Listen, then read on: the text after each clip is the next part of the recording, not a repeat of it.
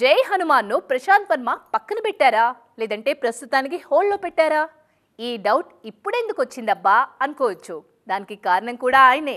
జై హనుమాన్ వర్క్ మొదలైందని మొన్నే చెప్పిన ఈ దర్శకుడు అంతలోనే మరో సినిమా సెట్స్లో దర్శనమిచ్చారు. మరి జై హనుమాన్ పరిస్థితి ఏంటి? అది ఎప్పుడు రానుంది? ప్రశాంత్ వర్మ ఇప్పుడు ఏం చేస్తున్నారు?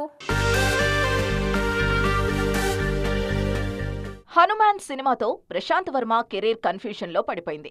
అదేంటి అలా అంటున్నారు అనుకోవచ్చు, కానీ ఇదే జరుగుతోంది ఇప్పుడు. 300 కోట్ల విజయం ఖాతాలో వేసుకున్నా ఈ దర్శకుడికి కంగారైతే తప్పట్లేదు. జై హనుమాన్ చెయ్యాలంటే స్టార్ హీరో ఖాళీగా ఉండాలి, కానీ ఎవరూ లేరిప్పుడు. అందుకే వేరే సినిమాలతో బిజీ అయిపోయారు ఈ సంచలన దర్శకుడు. తేజ సజ్జాతో చేసిన హనుమాన్ కోసమే 3 ఏళ్లు తీసుకున్న ప్రశాంత్ వర్మ స్టార్ హీరోతో ప్లాన్ చేస్తున్న జై హనుమాన్ ఒక్క ఏడాదిలో అయితే పూర్తి చేయడం కష్టమే. అందుకే 2025 సంక్రాంతికి జై హనుమాన్ రాకపోవచ్చు. ఈ సినిమా ప్రీ ప్రొడక్షన్ మొదలైందని చెప్పుకొచ్చారు ప్రశాంత్.